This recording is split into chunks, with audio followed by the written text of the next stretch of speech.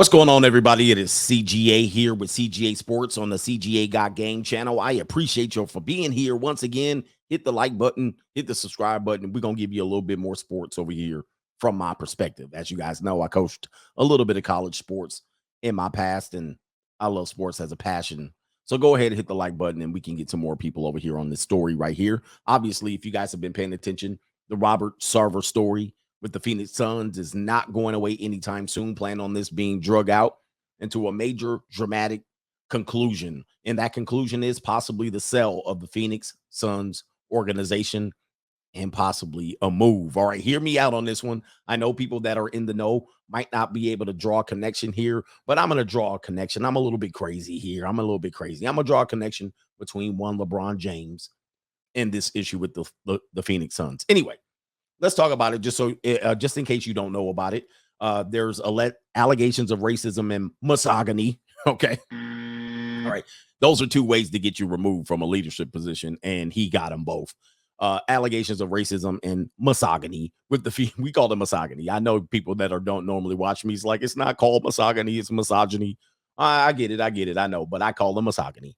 In this situation, he's the owner. He's a 60% stake owner in the Phoenix Suns, majority owner, if you will. And he's had that position for 17 years with the Phoenix Suns, starting back in 2004. Or as early as 2021, allegations started coming out of him being a racist and a woman hater. But obviously, I haven't read through the entire report. I've just taken out the couple of pieces of the report that the media has been reporting on. And these were him using the N-word, but it wasn't him calling any of his players the N-word. As a matter of fact, I believe his general manager, his head coach, Chris Paul, the majority of his players that he pays $20-30 million to are black. All right, maybe they're not black. I don't know. Look at my African American over here. Oh. Look at him. Yeah. Are you the greatest? You know what I'm talking about? Yeah, that might be what got him in trouble, that statement right there, but that wasn't him.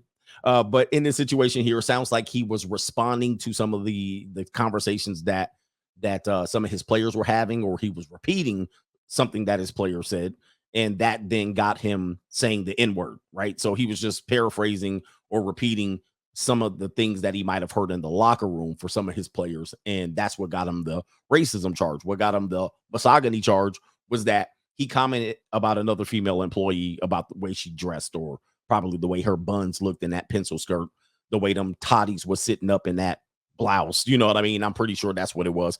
And one person snitched on him. So in my opinion, this is much to do about nothing, but there may be another reason why this is being brought up. As you guys remember, the Donald Sterling situation with the Clippers caused the Clippers to be basically a $1 billion organization. And previously, the Clippers weren't worth a damn for a long time, but because Donald Sterling was such a documented racist, right, and as a slumlord himself, owner in Los Angeles, it was pretty simple. A personal conversation between him and one of his sugar babies got released, and he talked reckless about a whole bunch of people, including Magic Johnson, and it forced the NBA to get rid of him as an owner, and it made him rich, and he ended up getting divorced and giving half of it to his wife, right? Or I remember their wife was already split, right? So anyway, those are all the long story short in that one. They were already kind of divorced and split anyway. He had sugar babies all over the place, and then he had to give portion to the wife, and everybody moved on. So that's the Donald Sterling situation. They're trying to make this the Donald Sterling part 2, in which they're having not as many racist claims and not as many misogynist claims, but it's going to hurt him. And from my perspective, it's over for him. It's over for him. His 60% stake of the Phoenix Suns is already gone. Let me just give you some indication of what's happening here.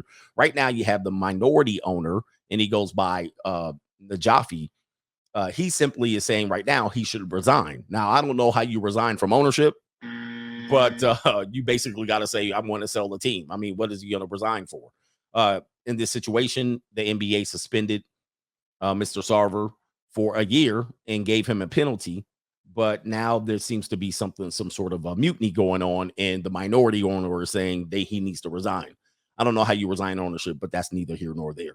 All right, so my conclusion is this. I'm like, what is going on here with this Phoenix Sun? Why are they targeting this one for potential hijacking? And it looks like some sort of mutiny or a hostile takeover of Mr. Sarver. Again, first of all, this is softball racism. This is softball sexism.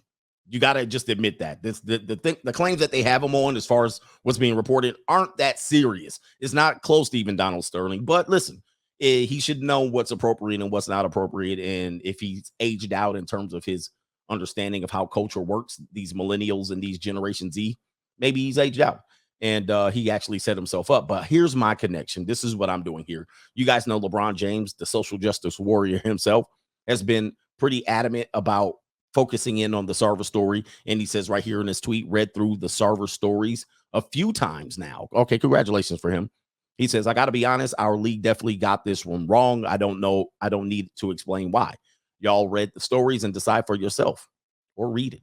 He said, I said it before and I'm going to say it again. There's no place in this league for that kind of behavior. I love this league and I deeply respect our leadership, but this isn't right. He says there's no place for misogyny, sexism, and or racism in any workplace. Doesn't matter if you own a team or play for the team. We hold our league up as an example of our values, and this ain't it. All right. So immediately when I see LeBron James respond to something, it gets my spidey senses tingling, because he's pretty calculated on what he responds to and what he doesn't respond to. All right. There are several things that he should have been very adamant about responding to, and he's crickets. Okay. But then there's some things he responds to, and I'm like, why are you responding to that? It's quite interesting on that one. And then what piqued my interest was this article here, since, I'm living in the Southwest myself.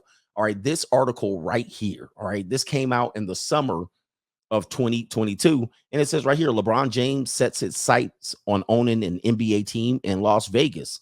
Now, listen, I'm going to draw some conclusions here. I know people are going to say, well, this, and that, and they're going to tie it in, but bear with me. Stick around. We're going to tie it all together, and you can decide for yourself in the comment section if I'm off base. All right, so the Phoenix Suns, obviously, they're a desert team. They're in the Southwest, so it's Las Vegas. There may be an expansion of a team in Las Vegas, but I probably would think it would be easier to move a team from one place to the other as opposed to restarting it. Not only that, you got to look at potential draft picks and setting up an expansion team, how difficult it is, naming the team, getting a culture or a history behind it. There may be something related to that, because it's harder for an expansion team to get a fan base as opposed to moving a team, just like the Las Vegas Raiders are in Las Vegas. You got basically a fan system from Los Angeles all the way up to Northern California that is right here, and they come into Las Vegas on a weekly basis, and they travel wherever the Raiders go. Potentially, if you have a team move there from a very close location, potentially you might be able to draw that fans base in. All right, similar to the San Diego Chargers going to Los Angeles. They were hoping that they would get significant portions of their fan base to go up the 405 or the 5, and it worked. It hasn't worked yet, but if their team starts winning, it might work. So potentially, is there something there? Well, let's look at the real important things. Let's look at the data here and see if that's a possibility. If LeBron James is speaking out and he's targeting this, let's first of all look at his contract. He agreed to a 2-year extension with the Lakers that could take him to 2024 and 25. So that's 3 years from now. Obviously, if Sarver resigns this year is a wash. Potentially going in the next year, if the team's put up to ownership, or he resigns next year, or he puts the team up for market, it might not be another year until that's solved out or resolved. Okay. Obviously, Sarver, he has a $600,000 or 600,000, please. $600 million stake. All right. And the franchise probably going to be worth $2 billion, right? Plus $2 billion. He's going to make some money, and potentially the minority owner might be able to move up or have some sway and influence here. All right, but LeBron James's contract runs to 2024, 25. He says he wants to play with his sons, his sons. He wants to play with his sons with the Suns. All right, I know. Don't worry about that. I know that's not the connection that I was making, but it might gain some influence that he could become an owner or a minority owner himself, and actually have some sway whether he can draft his son or not, or the Suns. And this is the closest opportunity. It's on the West Coast already. He doesn't have to leave Los Angeles. He can move the team to Las Vegas, and he can play with his sons. All right. So in this situation here, you have that. Time-wise, it's okay. The time-wise, it works. He doesn't have to play the last year. He can pay the Lakers back, whatever they're going to pay him for that particular year. And he can move himself, trade himself from LA to Las Vegas, trade himself to LA to Phoenix, whatever it might be. The team doesn't have to move immediately after the sale. It could move thereafter. I know people are going, but what about their lease agreement but the arena called Talking Stick. Well, let's go ahead here and take a look at this.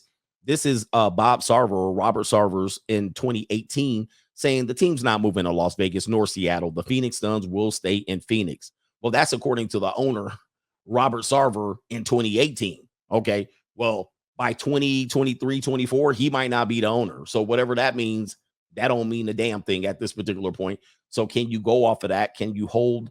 Does that hold any stake in the current situation once there's a new ownership group and potentially LeBron coming in here? You got to think about that.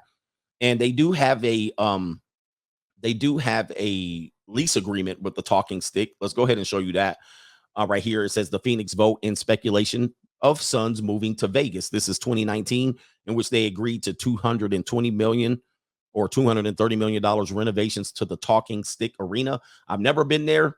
Doesn't seem like that's the place I need to go, but I'm imagining they could drum up and put up a better arena in Las Vegas. I don't know. Somebody from Phoenix can let me know about that.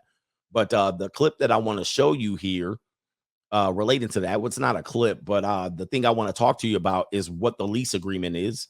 And let's see right here. It says right here, Phoenix, the city of Phoenix pays $150 for arena renovations. And luckily, the team's been winning and filling up the Phoenix arena. All right. The last couple of years with Chris Paul, he's done a fantastic job. But and then the Suns will pay $80 million in renovations and any cost overruns. Boy, that's a big one. After renovations, Phoenix will pay $2 million annually for 12 years. That's going to take them to the year 2037. That's going to be important because they seem to be locked in the Talking Stick. But that was the previous owner. Who knows? Who knows what the new ownership group will do if they have the time to if they even have to commit to this agreement. Maybe they'll find a way to wriggle out of it. Well, they could wriggle out of it. If the team leaves before 2037, it faces up to a $200 million fine. Well, listen, come on, man. Listen, nobody wants to pay up money.